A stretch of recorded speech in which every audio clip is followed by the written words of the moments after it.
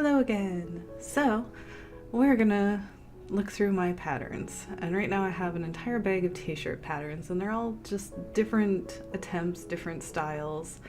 I'm sorting them out now by front and back just so that you can kind of see. And then those are the sleeves. I'm going with the slender sleeve, and that's obviously Danny Chu's pattern. Some people might recognize it, but I'm going through and comparing it to the other edits that I've made and deciding on which one I want to keep. And mostly I just wanted a higher neckline. I did actually end up making the neckline even higher, but I lost the footage for that, so we're skipping straight over to cutting from the fabric. I am cutting from the fabric in this way. I like to cut the pieces apart from each other and then very carefully cut around the edge of the pattern piece. The reason is this material is super slinky and stretchy in every single possible direction, and it's very difficult to cut true to the pattern piece because if you stretch it even a little bit, it just totally messes it up. So I hold the pattern piece and the majority of the fabric while I let the edge kind of dangle on its own and cut it. I don't know if this will work for other people. It's just one of the things that's worked best for me, especially with small doll stuff.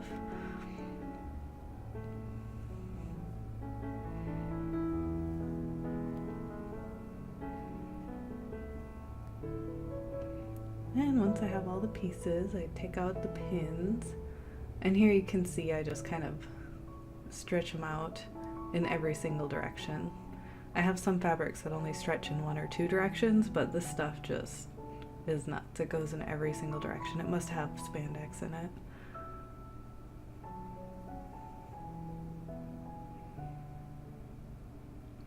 And then I have the lace that I'm going to put around all of the edges. This does not stretch at all, unfortunately. I wish I could have found stretchy lace, but I did not. Now you can kind of see I'm just testing it out, seeing what would look best. I skip ahead because I got carried away and completely forgot to record. But you can see where I just kind of decided where I wanted the lace to poke out and sewed along that. And then I trimmed it. And I've been using just half of the lace so that it gives it kind of a nice little edge. I also wanted to be able to tell my front from my back because they are a little different. So I put a little pin in the front and the back, and I did that on the pattern piece as well because I have a fairly poor memory and the odds that I would forget which one the pin is supposed to be were pretty high. I sewed the shoulder seams front side to front side, of course, then trim all the little edges, and I did take this moment to make sure the neck fits around the doll. You don't really want to get all the way to the end and find out that it doesn't. Now we're doing the sleeve caps. We essentially just try to line them up so that there's no puckers or anything like that. I get pretty fussy on this part because I like to just be able to run it through the machine.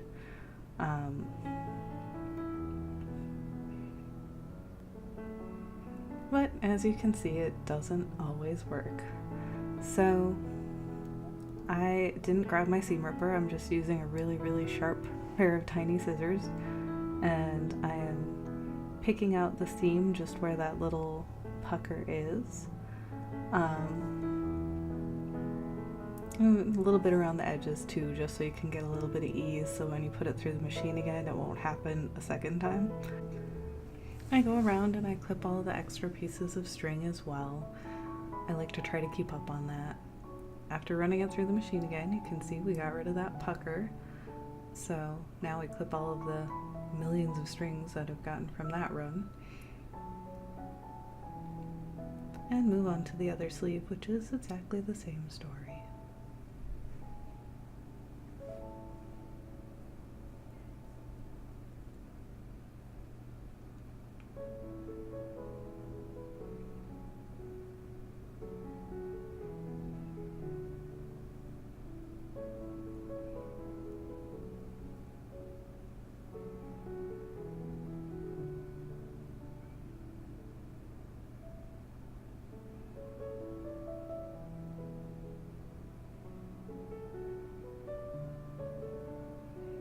sleeve 2 went a little smoother. I didn't have to redo anything, which is always nice.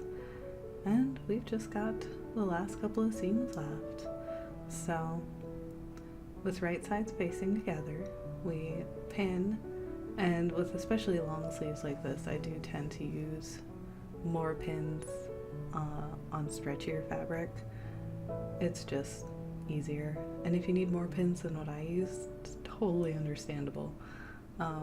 The longer I sew, it seems the less pins I use, which is probably not the best idea, but yeah, you know, it works.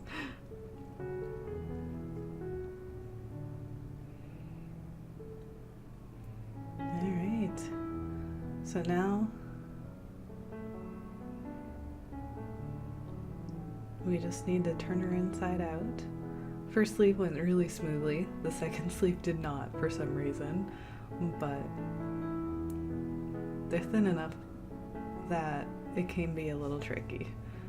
Once we get it all done though, we've got a shirt now. Time to try it on. And it fits! Yay!